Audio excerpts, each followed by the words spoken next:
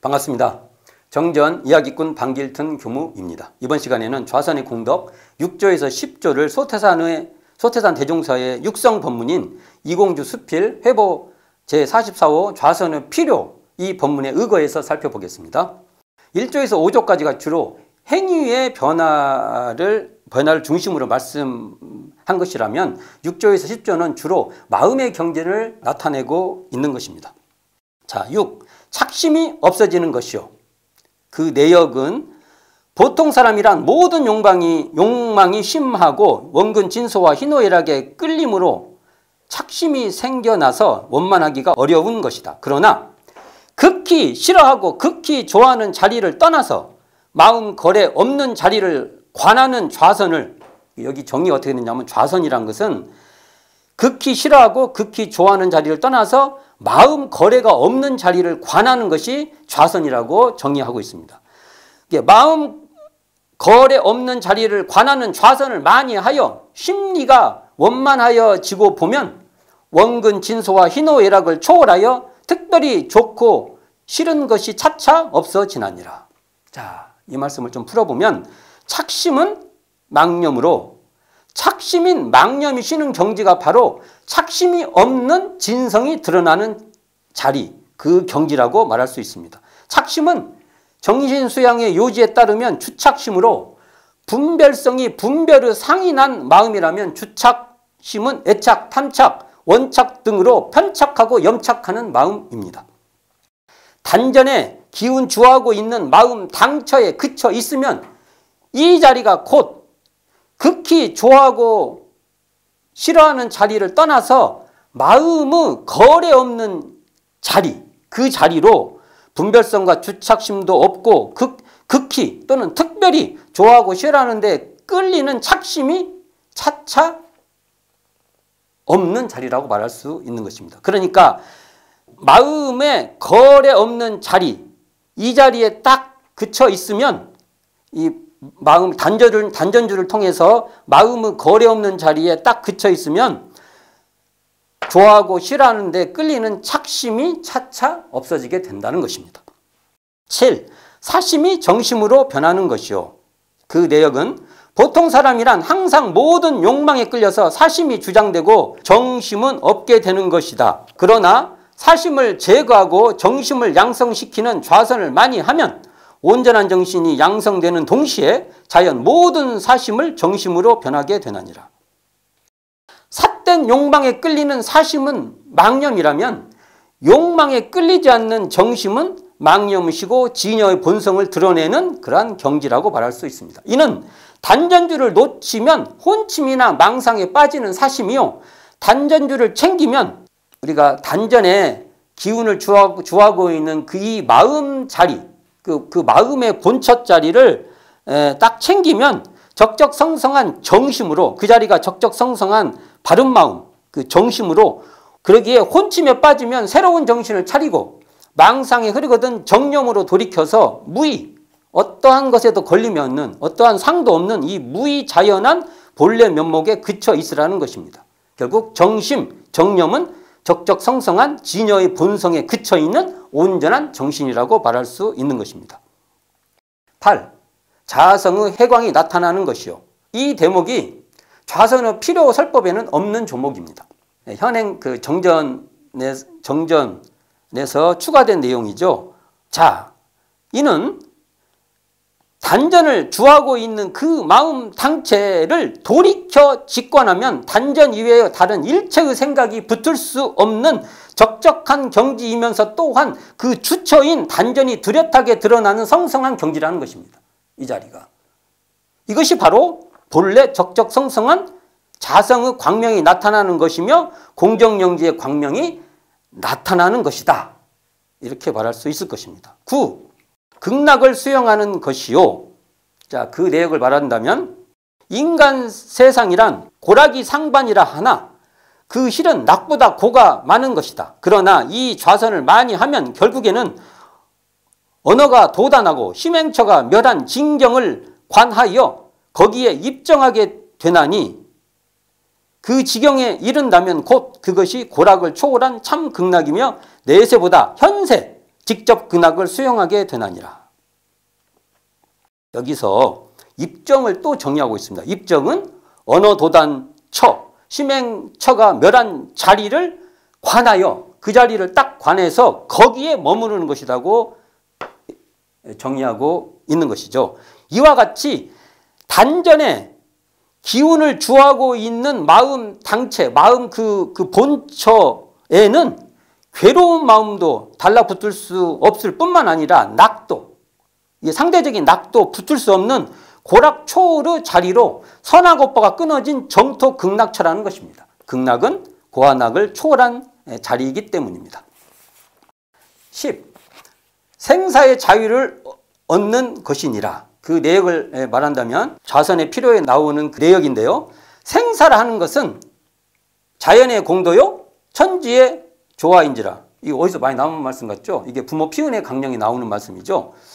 혼동천지하던 영웅 호걸도 생사의 앞에는 꼼짝 못하고 당세의 권세를 잡은 고관대작도 생사의 앞에는 절대 복종을 하게 되는 것이다. 그러나 마음 거래에 자유를 얻는 좌선을 많이 하여 자유를 얻고 보면 자연히 생사를 초월하는 동시에 생사의 자유를 얻게 되나니라. 먼저 생사 초월보다 생사 자유가 더 큰 개념. 생사 초월하고 나서 그 다음에 생사 자유를 하는 그런 개념으로 그 법문이 나옵니다. 자, 단전을 초점으로 호흡을 들이쉬고 내쉴 때 그 들이쉬는 생과 들이쉴 때를 생이라고 하면 내쉬는 멸의 상태를 알아차리는 마음 본래는 생멸거래에 변함이 없는 여여한 깨어있는 경지라는 것이죠. 숨을 들이쉬고 내쉬고 해도 그 들이쉬고 내쉬는 그것을 알아차리고 있는 그 깨어있는 경지는 항상 생멸거래에 변함이 없는 자리라는 것입니다. 그러므로 단전에 기운 주하고 있는 마음 당체인 단전주의 마음자리에 그쳐 있으면 생사가 탈락된 깨어있음에 그쳐 있는 자리라는 것입니다. 적적성성한 그 깨어있음에 그쳐 있다는 것이죠. 생사의 고락에 널뛰기 막 생으로 갔다 사로 갔다 왔다 갔다 하는 생사 고락에 널뛰기 하지 않는 무의자연한 자리에서 생사에 물들지 않고 생사를 자유하게 된다는 것입니다. 자, 이것을 지금 6조에서 10조까지를 한번 종합을 해보면 좌선을 오래 하면 착심과 사심이 없어지어 자성의 해광이 나타나며 극락을 수용하며 생사의 자유를 얻게 되는 공덕이 있게 된다는 것입니다. 즉 이 말을 한마디로 말하면 망념을 쉬고 진여의 본성이 드러나는 식망현진의 일원상 자리가 드러나는 경지가 된다. 이렇게 달리 말해볼 수 있을 것입니다. 자, 이제 단전주와 이렇게 하는 이 단전에 주하는 이 단전주와 진여의 본성에 대해서 한번 좀 더 깊게 한번 살펴볼까 합니다. 불교정전 단전주 필요에서 이렇게 말씀하십니다. 백은선사왈 나의 기의 단전은 조주 무자며 본래 면목이며 유심의 정토며 자신의 미타며 본분의 가양이라고 단전주를 찬탄하며 이를 다시 부연하기를 조주 무자라는 말은 조주의 무자 화두법과 단전주법이 둘이 아니라는 말이요. 본래 면목이라는 말은 마음을 단전에 주하여 심행처가 멸한 즉 이 자리가 곧 우리의 본래 면목 자리라는 말이요. 유심정토라는 말은 마음을 단전에 주하여 사심 잡념이 없은 즉 이 자리가 곧 극락정토라는 말이요. 자신미타라는 말은 마음을 단전에 주하여 번뇌망상이 다한 즉 이 몸이 곧 아미타불이라는 말이요. 본분의 가양이라는 말은 마음을 단전에 주하여 사랑 분별이 끊어진 즉 이 자리가 곧 우리의 생내 고향이라는 말이라고 풀고 있습니다. 이게 부연한다는 것이죠. 즉 이걸 다시 한번 설명을 해보면 단전에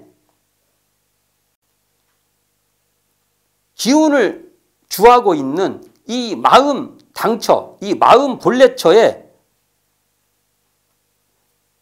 그쳐있는 이 단전주의 경지가 바로 조주 무자를 들고 있는 화두선의 경지라는 것입니다. 그게 다 같이 통한다는 거예요. 그러니까 심행처가 멸한 본래 면목의 자성을 반조하는 것이며 이렇게 단전주하고 있는 이 자리가 이 마음의 경지가 바로 심행처가 멸한 본래 면목의 자성을 반조하는 것이며 또한 이렇게 단전주를 하면 단전의 기운을 주하고 있는 그 마음의 그 당체, 마음의 당처에 그쳐 있는 이 단전주를 하면 사심잡념이 끊어진 적적성성한 자성불이 드러나고 이게 자성해광이 드러난다는 것이죠. 또 번뇌망상이 다하여 고락을 초월한 극락자리 안주하게 되면 이게 바로 극락수용이라는 것이죠. 그리고 마음이 생하고 멸하는 사량분별에 물들지 않는 자신미타의 고향집, 그러니까 이게 생사자유라는 거죠. 생사 고향집에 돌아가게 된다는 것입니다. 이게 단전주의 경지가 곧 진여의 본성이 드러나는 경지라는 것입니다. 이게 우리가 단전주를 하면은 이 좌선을 단전주 좌선을 하면 우리의 이 일원상자리 진여의 본성이 딱 드러나야 된다는 그런 말이 되겠죠. 단전주는 마치 고양이가 쥐를 잡는 것처럼 단전이라는 쥐를 마음의 고양이가 일령으로 기운 주하고 있는 상태라 비유할 수 있는데요. 이처럼 단전주가 깊어지면 고양이가 쥐를 노려보고 있을 뿐 일체의 상념이 방해롭지 않게 되어 끝내는 그 쥐를 거느고 있는 고양이 자신도 그대로 직시, 직관하고 있게 된다는 것이죠. 이게 재미있는 것은 쥐가 분명할 때 고양이가 더욱 선명해진다는 것이죠. 이 말은 단전주라는 쥐를 거느고 있을 때 도리어 적적성성한 고양이 자체가 뚜렷하게 드러나게 된다는 것이죠. 우리가 그러니까 단전주 해가지고 우리의 적적성성한 진여의 본성이 드러나지 못한다면 그건 참된 단전주 좌선법이 아니라는 것입니다. 이렇게 적적하면서도 성성하고 공적하면서도 신령하게 아는 단전주 자리는 모든 번뇌망상을 떨구고 있는 오직 모르는 무자 화두에 들고 있는 상태와 같고, 이게 무 들었을 때 거기에 일체의 다른 것이 붙을 수가 없는 것이죠. 거기에 안다 모른다 일체가 없는 그러한 자리라는 것이죠. 심성 원래의 자신미타에 귀하여 귀하는 연불삼매 자리도 된다는 것이죠. 그리고 고락을 초월한 정토 자리이며 자성의 고향집에 돌아온 상태와 같다는 것입니다. 이와 같이 단전을 주하고 있는 그 마음 자체를 돌이켜 직관하게 되면 그 순간 적적성성한 자성의 해광이 나타나게 되며, 그리하여 집중하는 주체도, 집중의 대상도 사라져 주체가 그대로 대상으로 드러나 찾는 자가 바로 찾는 그것으로 눈앞에 역력하게 된다는 것입니다. 또한 단전을 중심으로 호흡을 들이쉬고 내쉴 때 그 들이쉬는 생과 내쉬는 사의 상태를 알아차리는 마음 당체는 생사거래에 변함이 없는 본래의 마음이라는 그 지각이 흐르게 되는 것이죠. 생사에 물들지 않는 자리에 그쳐 있는 것이며 고락에 널뛰기 하지 않는 그 상없는 자리, 무엇이라고 한계 지을 수 없는 그 무의의 그 안락한 극락 자리에 안주하게 된다는 것입니다.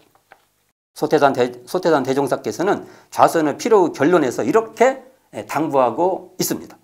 상술한 바와 같이 좌선은 우리 인생에게 그와 같이 필요한 공부이나 그도 과도히 한즉 상기가 되고 그 하는 방식을 모르고 한즉 도리어 병을 얻게 되어 혹은 정신에도 고장이 나서 폐인되는 예도 적지 않나니 제구는 과불급이 없이 도에 맞게 또는 그 방식을 알고 좌선을 하여 좋은 효과를 얻게 하기 바라노라고 간곡히 당부하고 계십니다.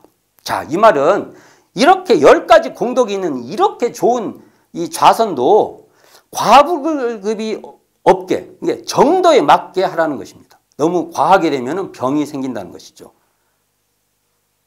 또 좌선의 방식을 잘 알아서 해라는 것입니다. 우리는 대승사님께서 말씀하신 대로 이 정도에 맞게 하고 이 좌선의 방식을 잘 알아서 이 좌선의 공덕 10가지를 우리가 실제로 체득해야 될 것입니다. 오늘은 좌선의 공덕 6조에서 10조를 소태산의 육성인 좌선의 필요와 단전주 필요에 의거해서 살펴보았습니다. 감사합니다. 지금까지 정전 이야기꾼 방길튼 교무였습니다.